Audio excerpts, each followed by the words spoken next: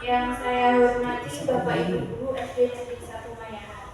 Marilah kita panjatkan puji syukur kepada Allah Subhanahu wa taala karena telah diberi kesehatan sehingga kita dapat berkumpul pada acara diseminasi budaya positif di SD Negeri 1 Mayangan.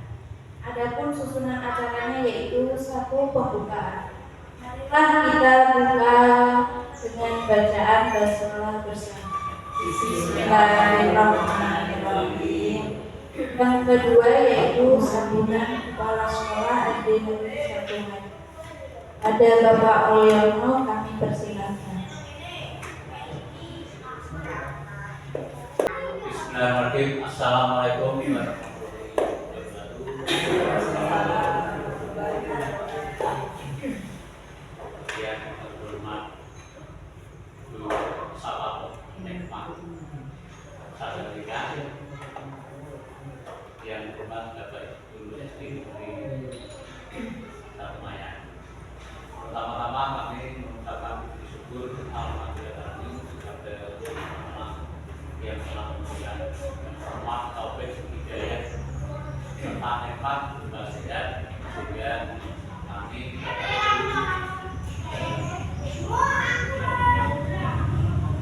yang kedua, sholawat wassalam kita aturkan kepada Nabi Muhammad SAW yang sebenarnya bersamanya mulai dunia dan akhirat Allahumma amin. Bapak Ibu yang kami, namun kami selaku kepala sekolah di 1 Mayangan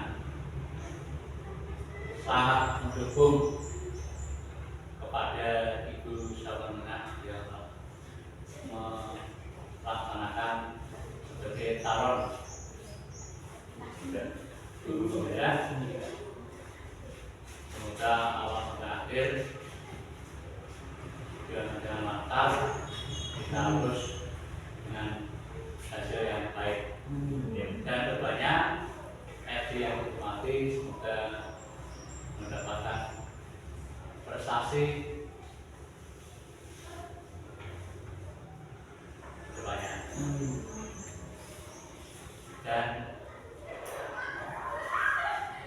ini memang positif. Semoga di SMA 1 tambah sukses. Jadi tidak ada kata walaupun kemarin diukur dan apa saya sudah menyadari bahwa ingat keadaan di SMA 1. Kalau cukup ya? Oke, assalamualaikum warahmatullahi wabarakatuh.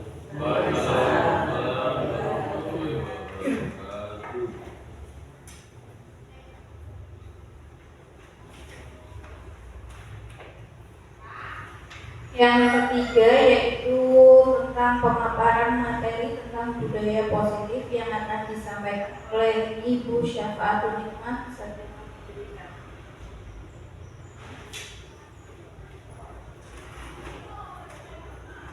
Assalamualaikum warahmatullahi wabarakatuh. Yang kami hormati Bapak Mulyono selaku Kepala Sekolah SD 1 Mayangan.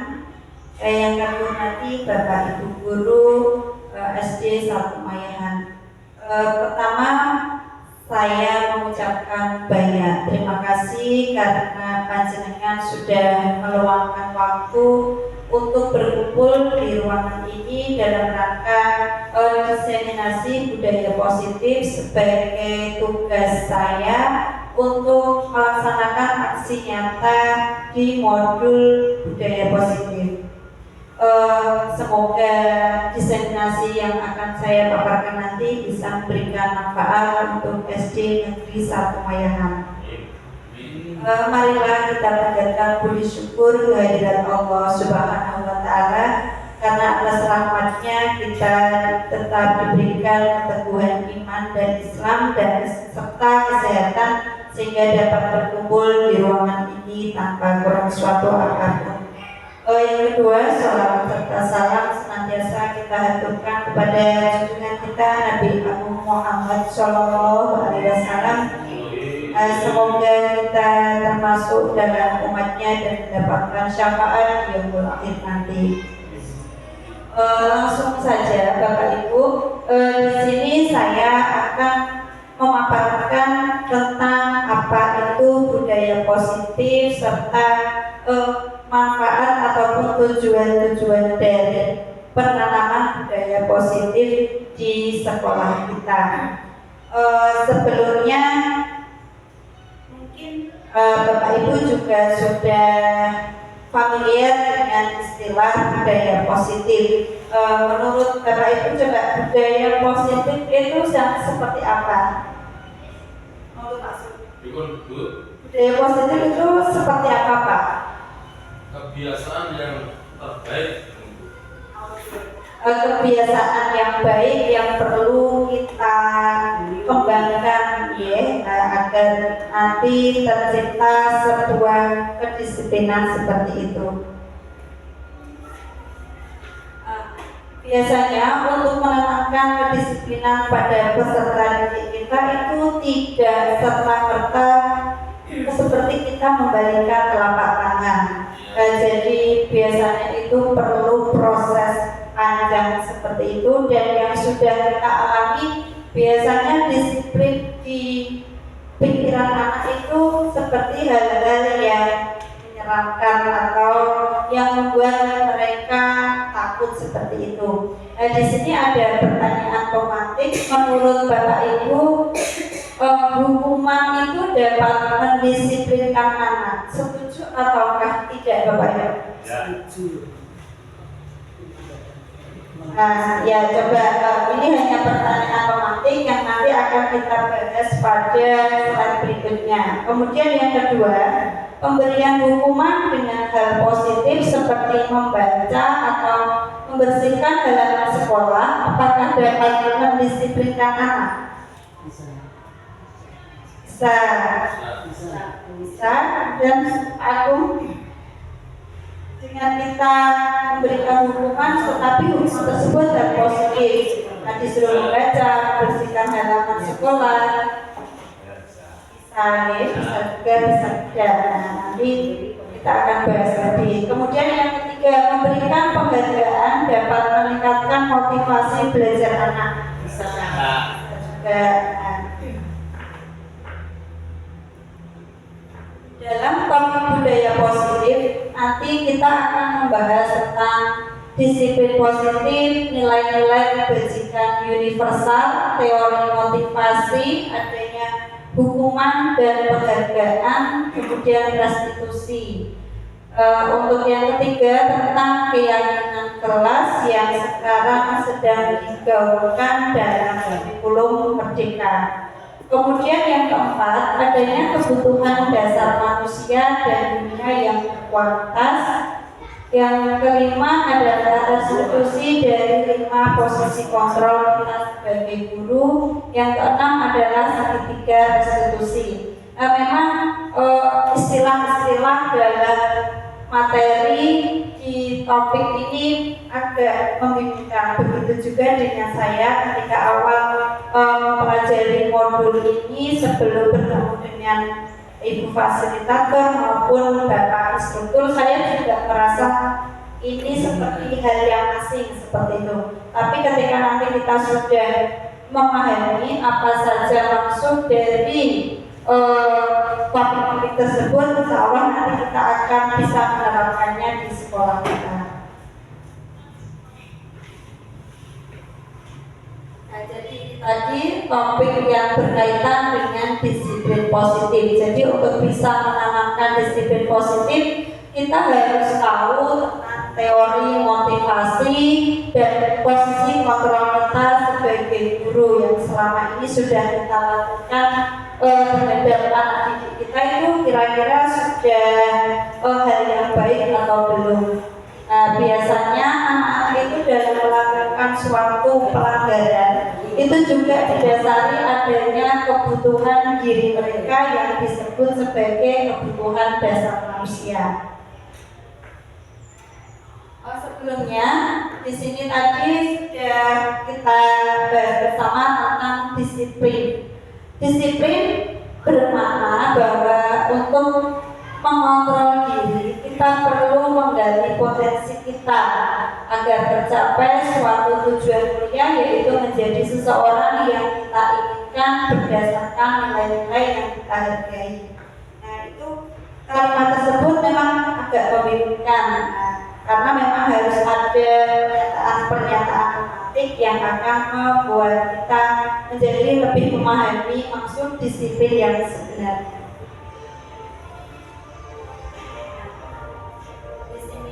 Makna disiplin.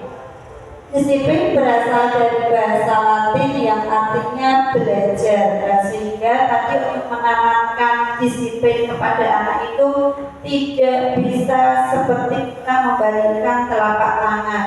Jadi butuh proses yang panjang, proses belajar sepanjang hayat yang seperti kita lakukan. Jadi seorang guru itu tidak hanya berhenti sampai kita mendapatkan selembar ijazah, tapi kita dalam kesehariannya selalu belajar dari pengalaman-pengalaman yang kita dapatkan bersama dengan anak didik kita. Dalam budaya kita, makna disiplin itu telah berubah menjadi sesuatu yang dilakukan seseorang pada orang lain untuk mendapatkan kepatuhan. Nah, secara umum disiplin itu cenderung pada hal-hal yang menimbulkan ketidaknyamanan, bukan dengan apa yang kita hargai atau pencapaian suatu tujuan mulia.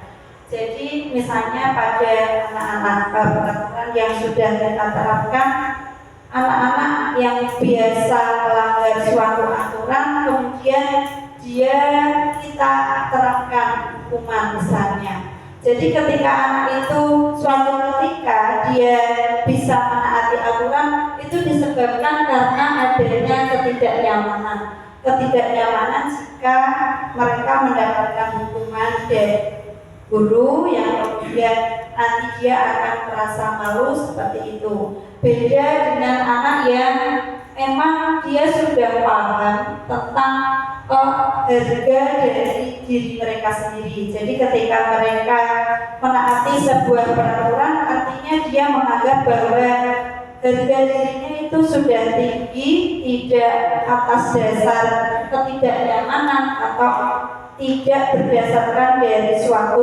penghargaan. Nah, di sini peraturan-peraturan yang kita buat untuk menanamkan disiplin sekarang sudah bergeser menjadi sebuah nilai kebajikan universal. Apa itu nilai kebajikan universal? Nilai kebajikan universal merupakan sifat positif manusia yang merupakan tujuan mulia yang ingin dicapai setiap individu. Jadi setiap individu tentunya selalu memiliki tujuan dalam hal kebaikan yang secara umum, secara objektif orang itu menganggapnya dia memang memiliki nilai positif. Jadi tidak secara subjektif tetapi secara objektif. Dalam kurikulum Merdeka juga sudah digaungkan bahwa tujuan akhir dari sebuah proses pembelajaran dan pendidikan yaitu menanamkan karakter para anak didik kita untuk memiliki karakter sebagai profil pelajar Pancasila yang biasanya sudah kita perkenalkan kepada anak didik kita itu sebagai nilai kebajikan universal, hasil dari tujuan akhir. Apa saja nilai profil pelajar Pancasila? Yang pertama yaitu beriman, bertakwa kepada Tuhan Yang Maha Esa dan berakhlak mulia. Jadi nanti di diskusi akhir kita mengharapkan untuk bisa menanamkan kebiasaan-kebiasaan kepada anak didik kita yang bertujuan untuk menanamkan keimanan dan ketakwaan. Kemudian yang kedua yaitu kemandirian. Kemandirian di sini bagaimana anak itu bisa bertanggung jawab, karena selama ini banyak sekali anak-anak yang kurang memiliki rasa bertanggung jawab yang berujung pada tidak terbentuknya kemandirian. Mungkin kalau anak TK misalnya ibu untuk dia bisa memakai sepatu sendiri seperti itu masih perlu latihan. Untuk yang anak SD, kemandirian di sini misalnya dia dalam melaksanakan piket kelas. Di kelas saya pun masih sering saya jumpai dalam seharinya itu mungkin masih ada beberapa anak yang lalai untuk melaksanakan piket kelas. Kemudian berkaitan dengan PR juga, beberapa anak mesti masih sering belum memiliki kemandirian dan tanggung jawab dalam mengerjakan PR. Nah, di sini tugas kita adalah menanamkan kemandirian agar anak tersebut tanpa diminta, tanpa adanya dorongan hukuman ataupun penghargaan, mereka tetap bertanggung jawab seperti itu. Kemudian profil yang ketiga, bernalar kritis. Bernalar kritis artinya mereka tanggap terhadap apa-apa yang ada di sekitar mereka, seperti contohnya tentang kebersihan. Selama ini kita jumpai bahwa ketika anak melihat sampah yang berserakan, mereka itu belum ada pemikiran untuk apa yang bisa mereka lakukan. Jadi ketika melihat sampah yang berserakan, meskipun di dalam kelas mereka masih nyaman-nyaman saja, tidak langsung melakukan tindakan untuk mengambil sampah tersebut. Nah, jadi ini yang harus kita juga tanamkan. Kemudian berkebinekaan global. Berkebinekaan global itu lebih mengarah kepada adanya sikap menghargai terhadap segala perbedaan.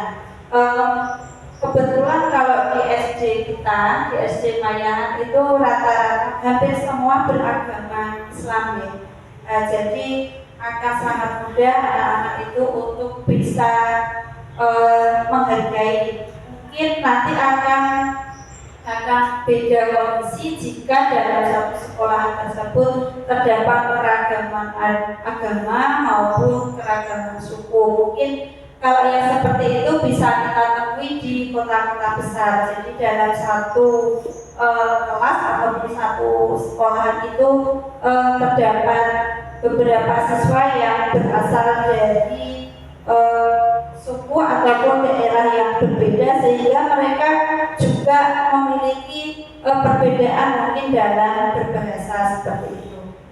Kemudian yang berikutnya adalah tentang gotong royong.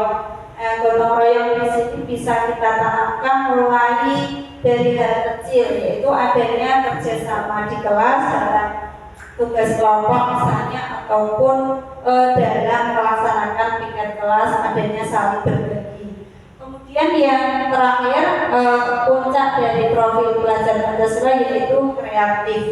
Di sini di dalam kurikulum Merdeka sudah memberikan kebebasan kepada guru maupun peserta didik untuk mengembangkan kreativitas anak. Jadi peran kita di sini adalah benar-benar bisa menggali potensi mereka sehingga mereka bisa secara bebas berekspresi untuk menunjukkan bakat mereka seperti itu.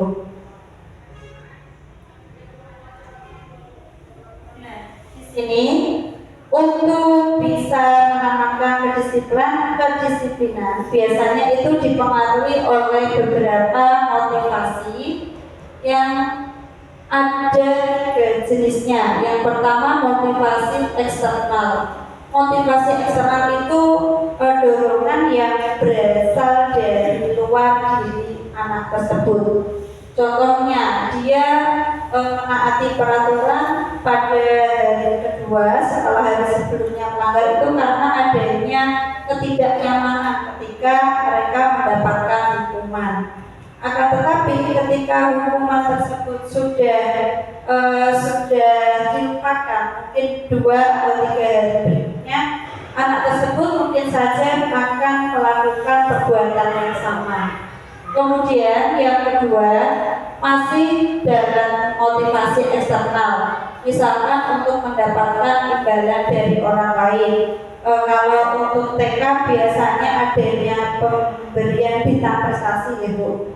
seperti itu namanya anak itu melakukan suatu tindakan karena adanya motivasi dari luar untuk mendapatkan imbalan. Kalau yang anak SD di kelas saya misalkan nanti pernah itu ada dulu yang saya lakukan, tetapi hal itu ternyata salah. Ketika nanti anak bisa menjawab, nanti saya siapkan hadiah, misalnya sekedar permen. Mungkin bagi anak yang menginginkan hadiah tersebut dia akan berusaha semaksimal mungkin. Tetapi bagi anak yang tidak tertarik dengan hadiah tersebut, dia akan menganggap hal itu biasa saja dan akhirnya anak tersebut juga tidak ada greget dari dalam dirinya. Kemudian yang ketiga adalah motivasi internal. Motivasi internal di sini adalah motivasi yang paling tinggi karena anak tersebut untuk bisa menanamkan hal-hal yang baik itu berasal dari keinginan dirinya sendiri. Dan ini mungkin masih sulit sekali kita temukan. Jadi misalkan anak itu kadang masih belum paham apa sih tujuan mereka belajar di sekolah, kemudian tujuan mereka berangkat ke sekolah seperti itu masih sulit kita temukan karena memang mungkin dalam kesehariannya untuk mendapatkan sesuatu mereka dengan mudah mendapatkannya, beda dengan zaman waktu saya kecil ataupun panjenengan. Jadi waktu dulu kita untuk bisa bersekolah saja itu harus butuh perjuangan yang tinggi seperti itu. Jadi untuk bisa melanjutkan SMA atau melanjutkan kuliah, kalau dulu itu kan harus benar-benar mendapatkan peringkat yang baik dulu seperti itu. Jadi motivasi kita belajar itu berasal dari dalam diri.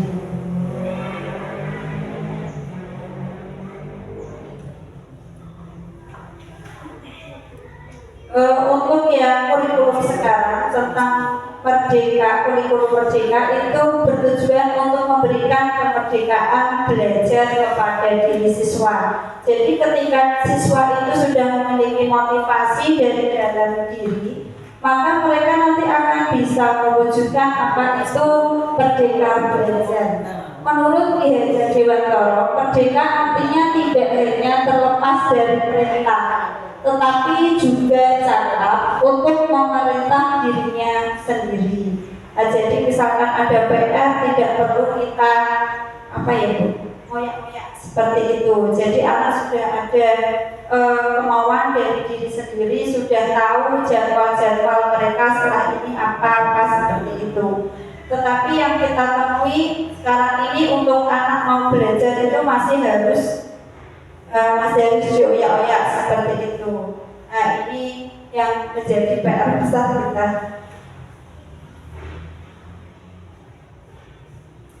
Mungkin kita untuk bisa memberikan untuk mewujudkan motivasi intrinsik, kita harus bisa memberikan apresiasi sekecil apapun kepada siswa. Jadi ketika mereka membuat sebuah menciptakan keberhasilan, ada nilai yang mereka dapatkan tidak sekedar angka, tapi rasa kebanggaan dari guru maupun dari orang tua.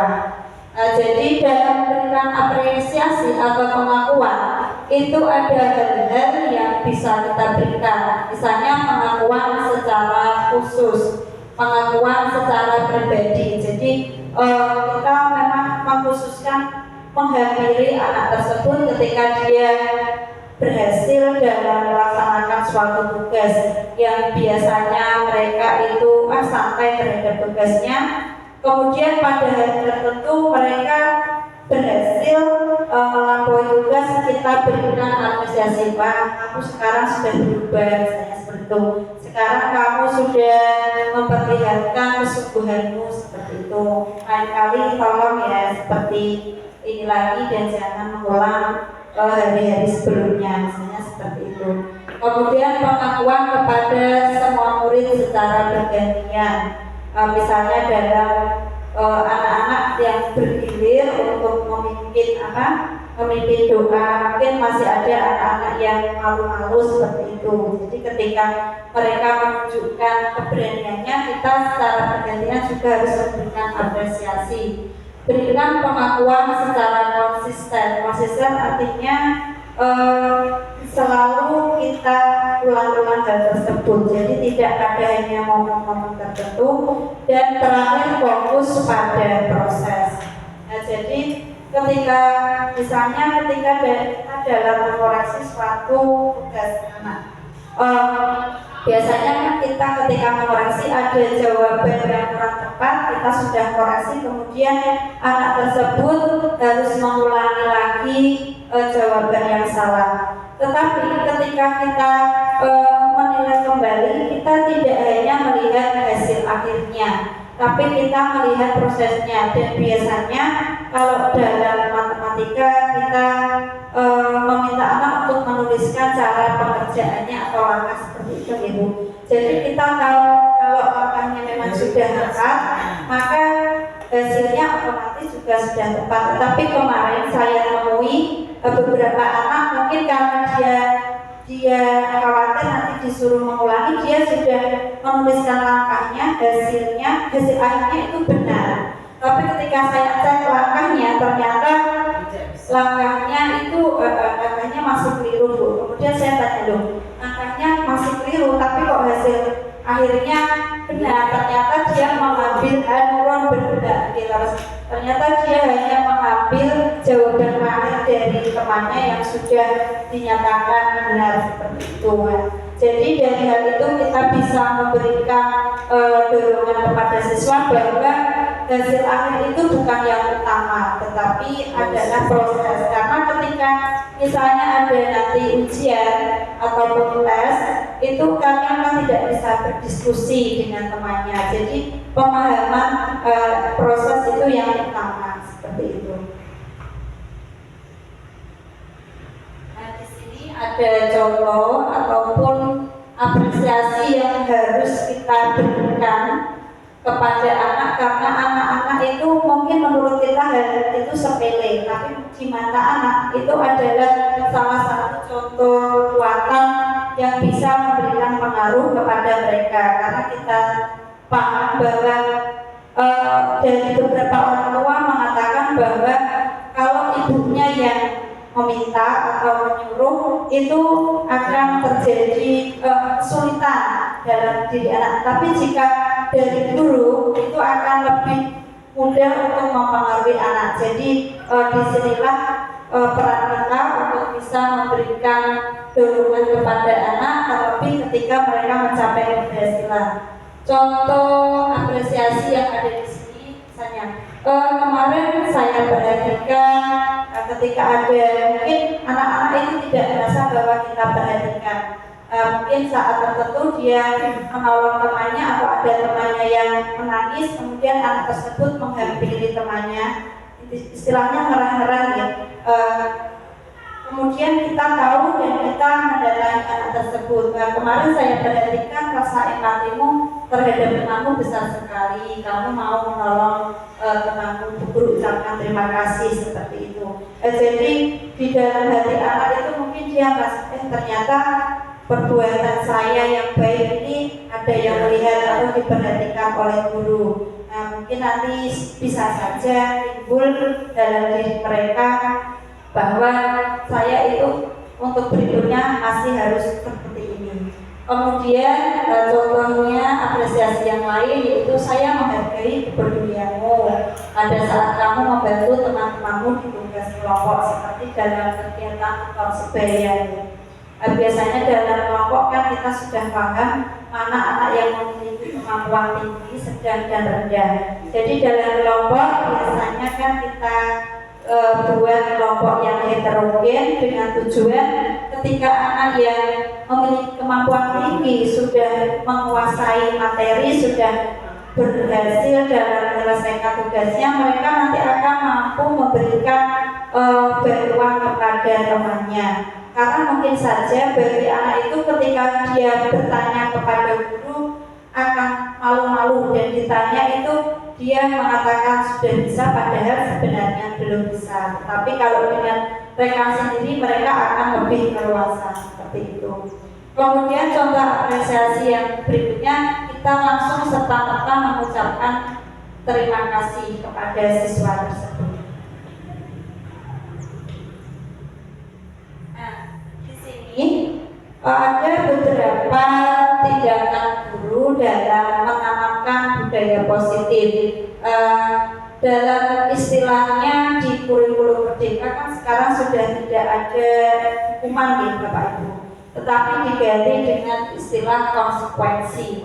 Karena hukuman pun sekarang itu sebenarnya sudah sangat membingungkan dan tidak berpihak kepada guru, karena sudah banyak kasus yang terjadi. Setiap guru memberikan sedikit saja hukuman kepada siswa, maka mereka nanti akan lapor kepada orang tuanya, dan orang tuanya justru tidak berpihak kepada guru, tapi malah akan mendukung anaknya. Bahkan ada yang lapor dengan polisi. Pada polisi. Menurut Bapak Ibu, mulai dari yang pertama itu mencatat 100 kali di dalam buku dengan kalimat saya tidak akan terlambat lagi. Jika anak tersebut terlambat ke sekolah, itu merupakan konsekuensi atau hukuman?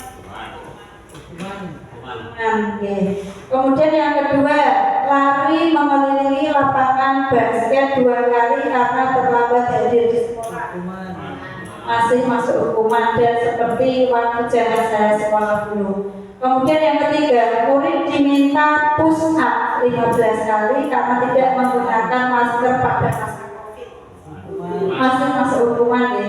Kemudian menggantikan kertas tugas teman yang telah dicoret. Konsekuensi atau hukuman? Konsekuensi. Membersihkan tumpahan air di meja tulis karena tersenggol pada saat belajar. Konsekuensi. Murid disuruh untuk mengenakan sepatu seharian di sekolah karena tidak menggunakan sepatu hitam. Itu termasuk bagaimana? Oh maaf, itu kalimatnya keliru. Murid disuruh untuk tidak mengenakan sepatu seharian di sekolah karena tidak mengenakan sepatu hitam. Jadi ketika ada siswa yang berangkat menggunakan sepatu yang berwarna putih, kemudian disuruh melepas selama seharian, itu termasuk hukuman atau konsekuensi? Hukuman. Kemudian yang berikutnya, lari mengelilingi basket 2 kali karena terlambat. Itu pelajaran PJOK berkali. Hukuman. Nah, coba kita lihat. Ini dari fasilitator saya. Nah, di sini untuk yang kemarin saya juga itu keliru. Untuk yang terakhir sama ketika ada tes tersebut saya juga keliru. Untuk yang awal sudah pasti hukuman dan konsekuensi. Kemudian yang terakhir, kenapa kok dalam mengelilingi lapangan basket 2 kali itu karena sesuatu terlambat sebelum pelajaran PJOK, maksudnya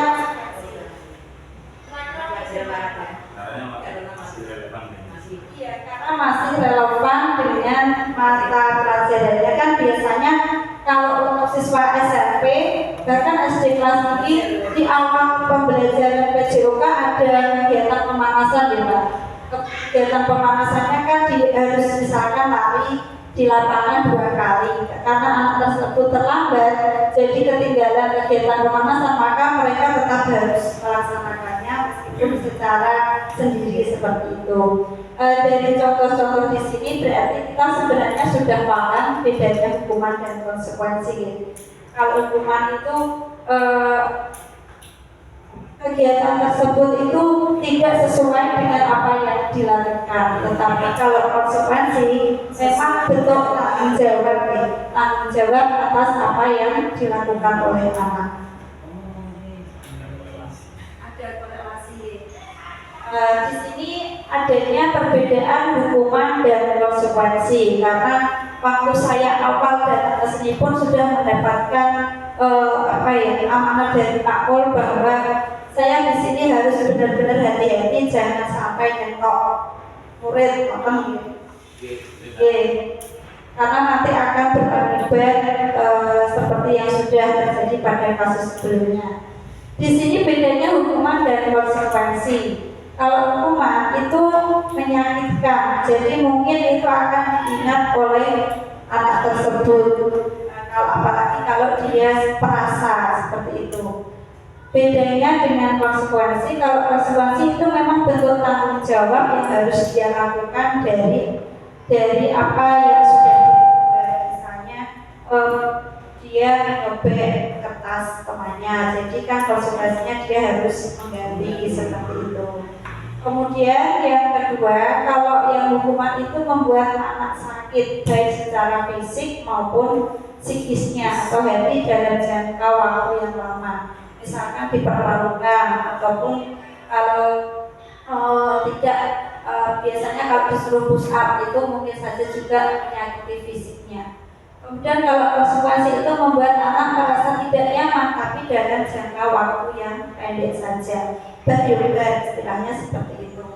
Kemudian kalau hukuman itu anak membenci kedisiplinan, mesti gara-gara aturan ini saya mendapatkan hukuman ini.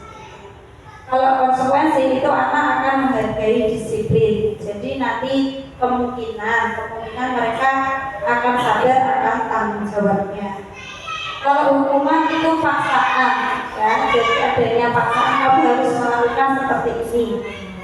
Kalau konsekuensi itu berupa stimulus dan tanggapan. Ketika kamu melakukan seperti ini, maka tanggapannya harus seperti ini. Kemudian hukuman itu mendorong anak menyakiti dirinya sendiri. Jadi ketika mereka merasa malu, bahkan biasanya ada anak yang jotos-jotos rembok ataupun meja itu bisa menyakiti dirinya sendiri karena mereka merasa malu tadi. Kemudian kalau konsekuensi mendorong anak agar mudah menyesuaikan diri. Hukuman itu konsep diri yang buruk. Jadi ketika kita memberikan hukuman, maka anak tersebut akan menganggap dirinya yang paling buruk. Itu bisa menyebabkan anak down seperti itu. Kemudian konsekuensi itu konsep diri yang baik. Dalam hukuman, anak akan belajar untuk menyembunyikan kesalahan. Jadi biasanya kadang dia rela berbohong agar nanti tidak mendapatkan hukuman seperti itu, yang akhirnya akan menimbulkan kebohongan yang kedua dan ketiga dan seterusnya. Tapi jika konsekuensi, anak akan belajar untuk mematuhi peraturan. Ketika kita memberikan hukuman di dalam diri anak, sebenarnya dia akan merasa marah, merasa tidak dihargai dan dipermalukan. Dalam konsekuensi kehilangan hak maupun ketidaknyamanan itu hanya akan berlangsung sementara.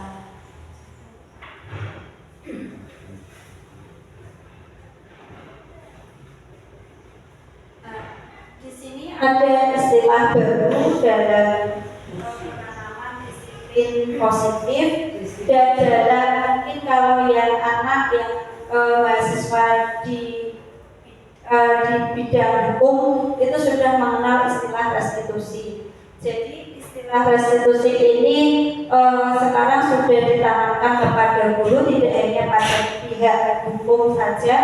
Restitusi di sini itu untuk tadi mengembangkan konsekuensi dan menghilangkan adanya hukuman. Restitusi adalah proses menciptakan kondisi bagi murid untuk bisa memperbaiki kesalahan mereka dengan tadi adanya konsekuensi. Jadi ketika mereka tadi menumpahkan air, maka mereka harus bisa memperbaiki kesalahan mereka dengan bertanggung jawab tadi, membersihkan kembali seperti itu, sehingga mereka bisa kembali pada kelompok mereka dengan karakter yang lebih kuat. Maksudnya di sini mereka tidak terus, kalau misalnya kita berikan hukuman, biasanya anak-anak yang lain akan terus berangsur-angsur memberikan olok-olokan seperti itu. Maka ketika anak tersebut akan bergabung bersama dengan temannya, ada rasa menarik diri seperti itu, ada keraguan karena mesti nanti anak-anak yang lain mengolok-olok. Tetapi dengan adanya tadi konsekuensi yang kita juga sebagai guru menyadarkan siswa yang lain bahwa anak ini tadi sudah mengakui kesalahannya, maka mereka insya Allah akan bisa kembali ke kelompok mereka lagi dengan karakter yang lebih kuat. Restitusi juga merupakan proses kolaboratif yang mengajarkan murid untuk mencari solusi untuk masalah mereka. Jadi ketika dia tadi, apa yang kamu lakukan ini, kira-kira untuk memperbaiki kesalahanmu kamu harus berbuat apa, seperti itu. Jadi tidak dari kita, tapi anak tersebut sudah bisa menemukan solusi dari masalah kita, dari masalah mereka. Dan kita tadi membantu murid untuk berpikir tentang orang seperti apa yang mereka inginkan. Biasanya kita seperti apakah mau jika kamu juga diperlakukan seperti itu. Kalau mereka tidak mau, maka kan kamu juga tidak boleh seperti itu. Nah, ini adalah contoh restitusi yang dikenalkan oleh dosen di bukunya.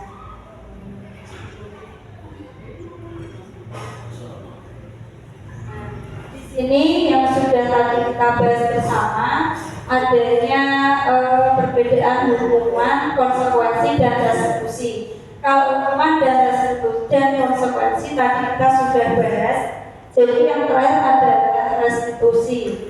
Di restitusi ini otomatis akan menimbulkan dampak yang positif. Jadi kita tidak serta-merta terus menunjukkan keberadaan kita atau kesenangan kita di hadapan anak-anak.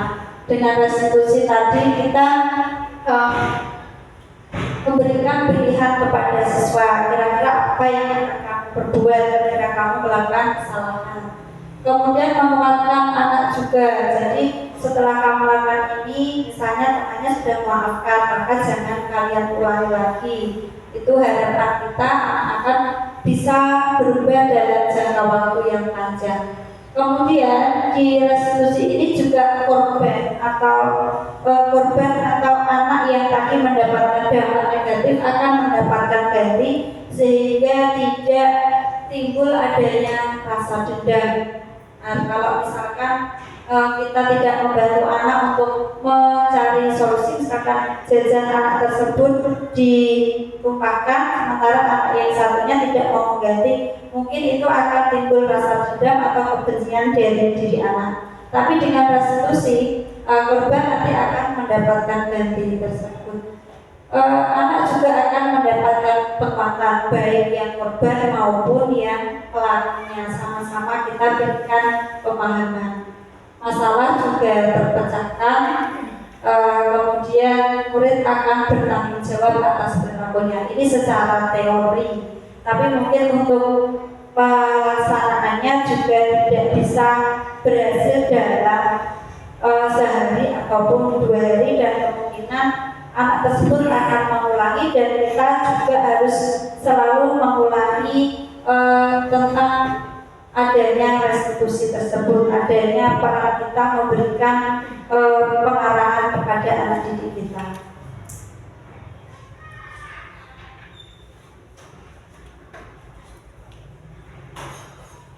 Untuk yang berikutnya tentang disiplin budaya positif tadi, kita menanamkan atau membentuk keyakinan kelas, ya, sesuai yang sudah digaungkan di kurikulum Merdeka. Jadi sekarang sudah tidak ditempelkan di kelas yang namanya peraturan, tapi menjadi keyakinan kelas atau kesepakatan kelas. Mengapa sudah tidak diperbolehkan adanya peraturan dan mengapa harus berubah menjadi keyakinan kelas?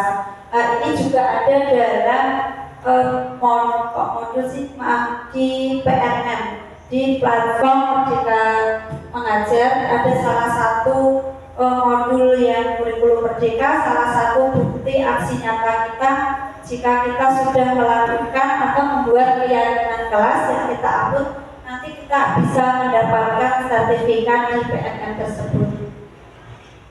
Mengapa kita memiliki peraturan harus menggunakan helm bila mengendarai kendaraan roda 2? Mengapa kita memiliki peraturan 3M, menggunakan masker, mencuci tangan, menjaga jarak? Mengapa kita memiliki peraturan harus datang tepat waktu pada saat mengikuti pelatihan?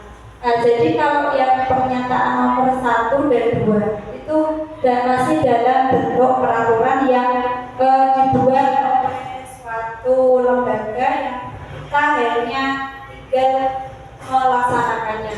Tetapi untuk bisa mendukung motivasi dalam diri siswa, kita melibatkan siswa tersebut untuk membuat sebuah peraturan kelas yang nantinya akan menjadi sebuah keyakinan kelas. Nah, jadi harapannya peraturan kelas nanti yang dibuat oleh siswa sendiri akan menjadi sebuah keyakinan yang mereka sendiri itu mengingatnya, sehingga terbentuk lingkungan positif. Jadi tidak hanya pada satu kelas, tapi seluruh kelas yang nanti di dalam satu sekolah tersebut akan terbentuk budaya positif. Di sini maaf Bapak Ibu, saya diminta untuk mengimbaskan bagaimana cara menyusun sebuah keyakinan kelas. Jadi keyakinan kelas itu disusun dengan melibatkan siswa. Jadi kita meminta siswa untuk menuliskan apa saja yang mereka harapkan ketika mereka nanti akan ada di kelas tersebut selama 1 tahun. Jadi kita harus menampung apa saja keinginan siswa. Jadi saya mohon bantuan Bapak Ibu pura-pura menjadi siswa seperti itu ya.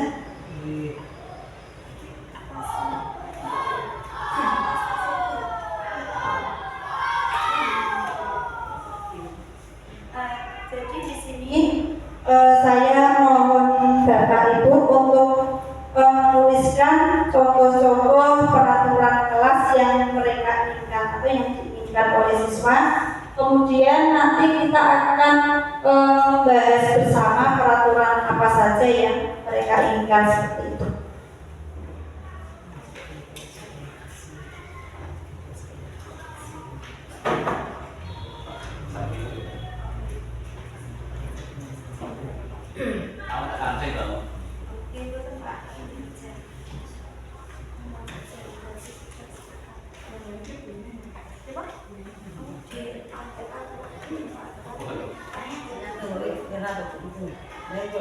Keinginan murid di kelas itu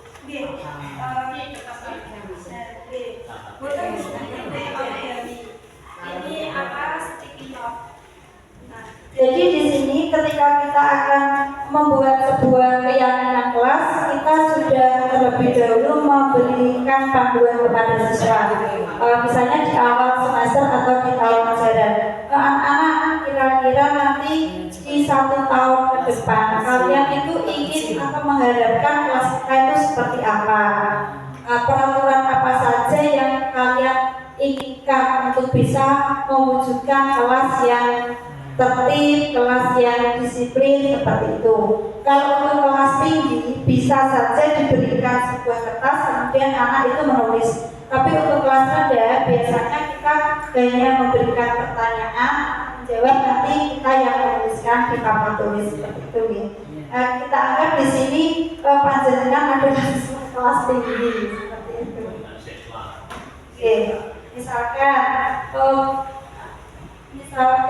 saja Bu tidak boleh makan di kelas seperti itu, keinginan siswa seperti itu. Kemudian kalau ada anak yang biasanya anak perempuan yang lebih cenderung kritis, tidak boleh membuang sampah sembarangan, misalnya seperti itu.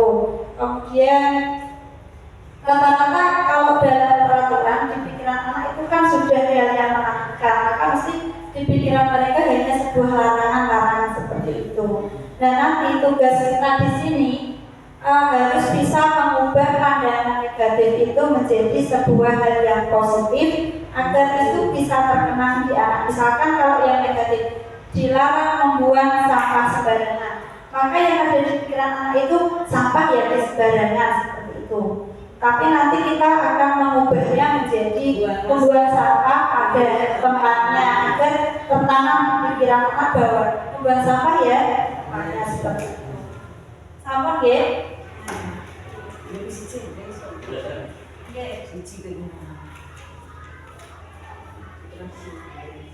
sisi guru kan tidak kemudian tidak Ada apa? Ada pas kalau tugasnya kita tugas beberapa makan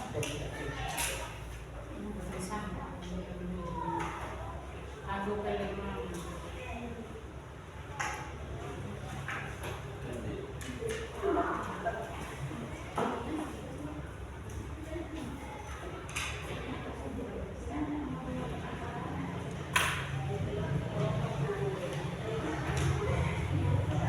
bulannya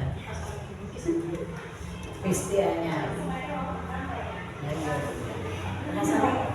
pengawas dari sana dari atas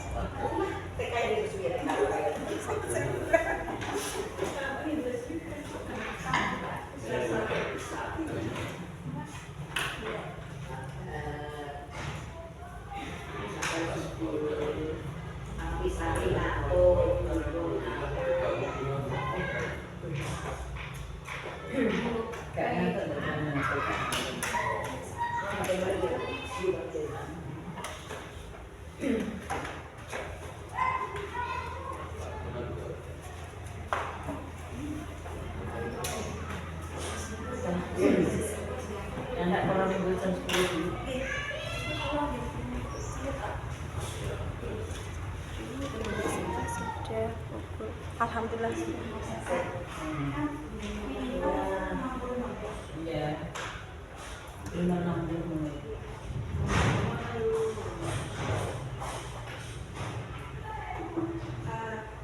Terima kasih Bapak Ibu. Di sini kita anggap ini semua siswa sudah menyampaikan apa yang mereka inginkan. Contohnya di sini datang tepat waktu, sudah dalam bentuk kalimat positif, jadi tidak perlu kita ubah lagi. Kemudian yang kedua, buanglah sampah pada tempatnya. Nah, ini juga sudah positif. Kemudian tidak boleh makan di kelas, karena ini masih dalam bentuk kalimat negatif. Nah, kita ubah. Jadi mungkin saja bisa diubah dalam bentuk positif seperti apa, Bu? Kalau makan Jika makan di luar kelas seperti itu. Kemudian tidak boleh membuang sampah di kelas.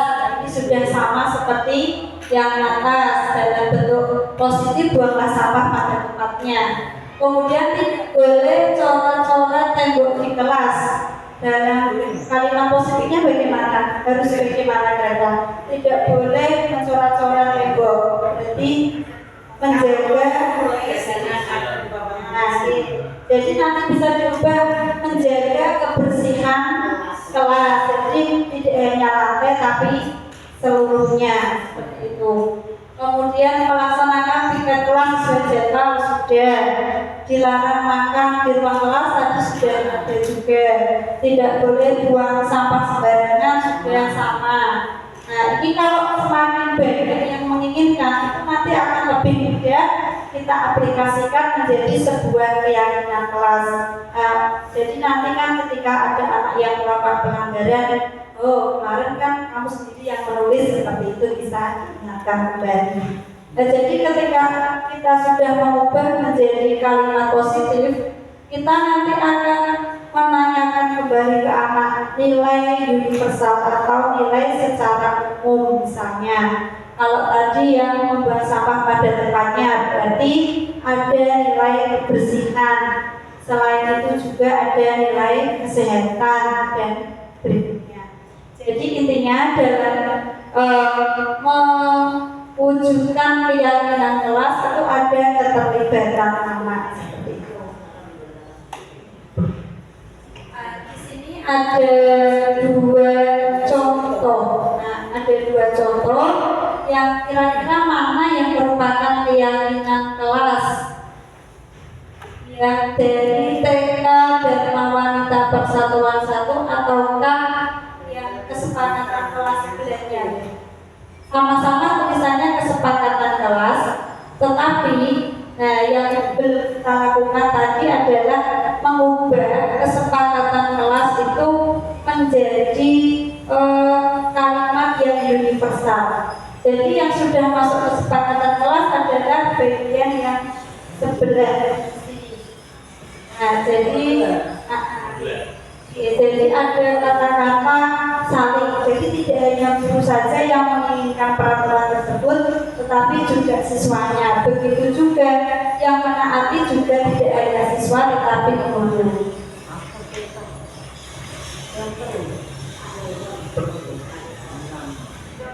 Ini juga ada contoh apakah itu dalam bentuk peraturan. Misalkan peraturannya selalu kembalikan buku ke tempatnya, itu nanti akan diubah menjadi nilai secara umum. Kira-kira jika peraturannya selalu kembalikan buku ke tempatnya, nilai apa gitu Bapak Ibu?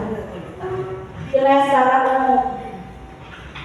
Membentuk nilai apa? Dari disiplin bisa, kemudian rapinya, tanggung jawab, dilarang mengganggu orang lain, menghargai, ya bagus. Hadir di sekolah 15 menit sebelum pembelajaran dimulai, disiplin, ya. Dilarang melakukan kekerasan, kasih sayang, ada nilai kasih sayang di situ. Kita coba cek. Mengembalikan buku ke tempatnya adalah keyakinan kelas, keyakinan yang harus dimiliki anak adalah tanggung jawab.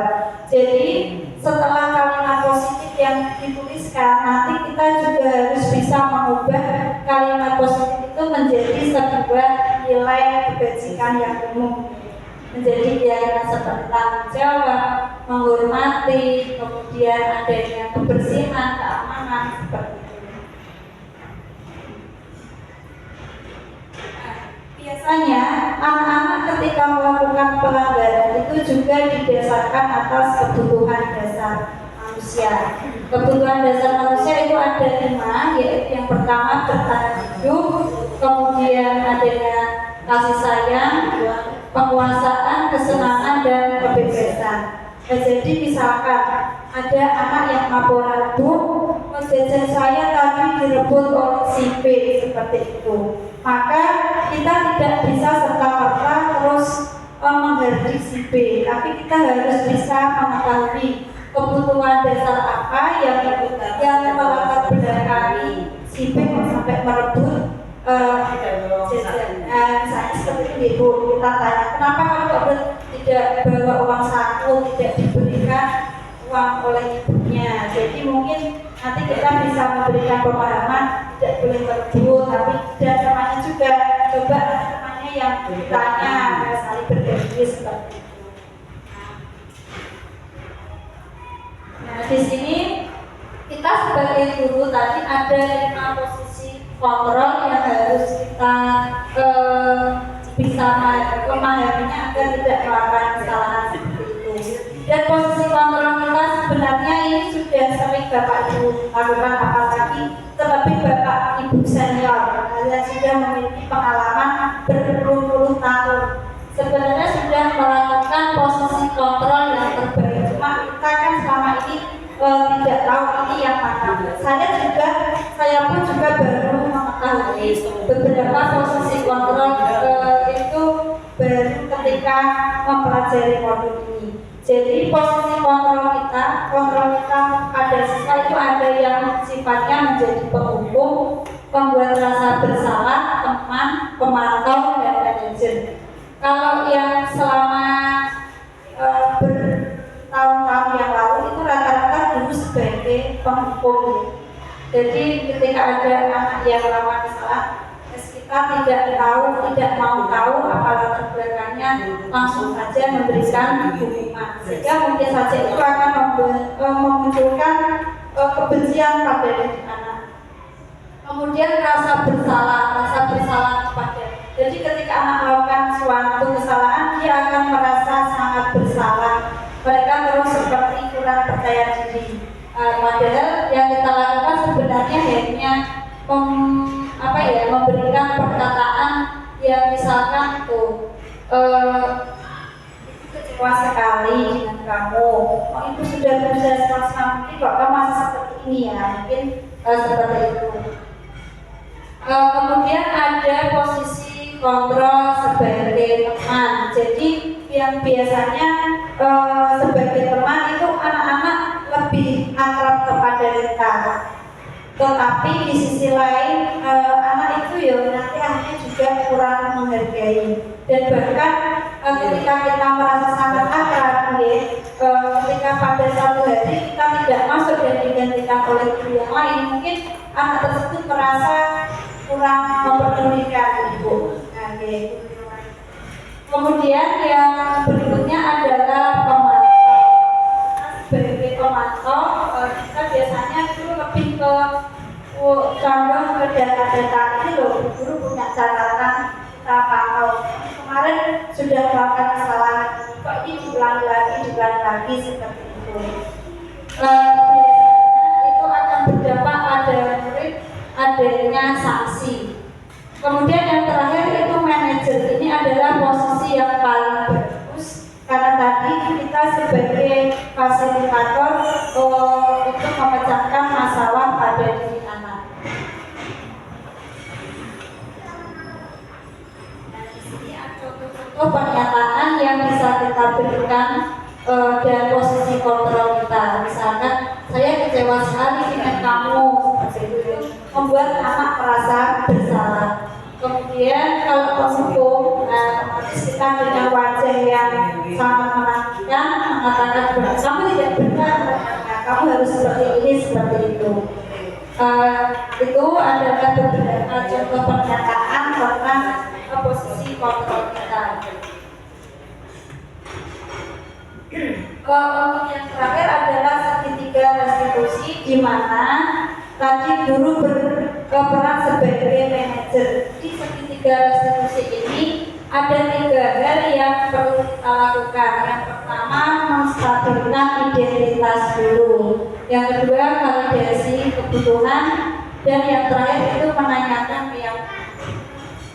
Sebenarnya di sini ada contoh video.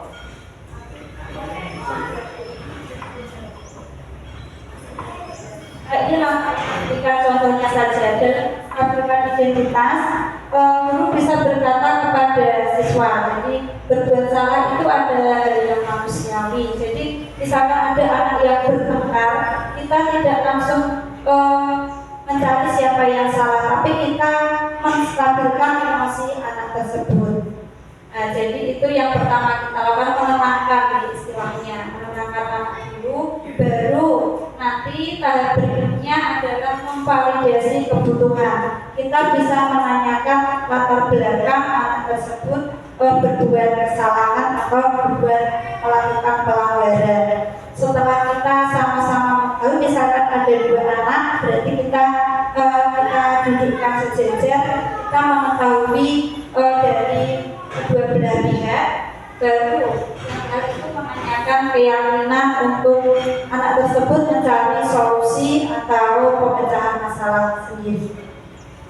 Demikian hal yang dapat kami bagikan tentang bagaimana menanamkan budaya positif, dan saya rasa Bapak Ibu lebih memahaminya karena memang sudah memiliki pengalaman selama berpuluh-puluh tahun dibandingkan saya yang hanya berapa tahun seperti itu.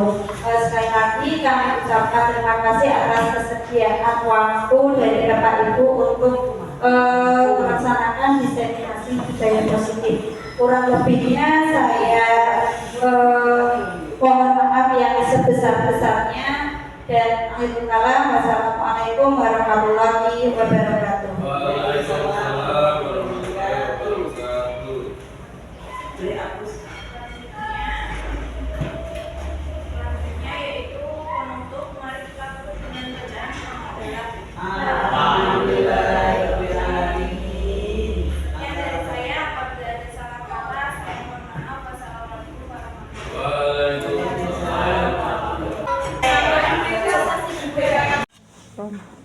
Ya, sebelumnya terima kasih ya Mbak Naimah dengan adanya diseminasi budaya positif yang diterapkan, sehingga termasuk menjadi pembelajaran bagi saya yang selama ini mungkin tidak hanya saya sendiri, mungkin sekolah lain yang belum mendapatkan diseminasi budaya positif mungkin juga menerapkan seperti itu, termasuk itu hukuman-hukuman yang mana sekarang telah dirubah menjadi konsekuensi. Intinya adalah kesepakatan untuk guru dan peserta didik, jadi bisa menyebabkan saling mendapatkan kenyamanan antara guru dan peserta didik dalam proses pembelajaran di sekolah. Mungkin dari saya hanya itu, terima kasih. Apabila masih ada kekurangan, mungkin termasuk tambahan, itu dari saya. Terima kasih. Terima kasih. Assalamualaikum warahmatullahi wabarakatuh. Setelah mengikuti diskusi diskriminasi positif, saya sebagai guru SD Negeri 1 Mayahan sudah tidak melakukan hukuman terhadap peserta didik. Peserta didik saya ajak untuk berdiskusi, menyelesaikan masalah supaya kedepannya tidak diulangi lagi dan lebih disiplin lagi dan tidak menerapkan hukuman lagi. Wassalamualaikum warahmatullahi wabarakatuh. Terima kasih.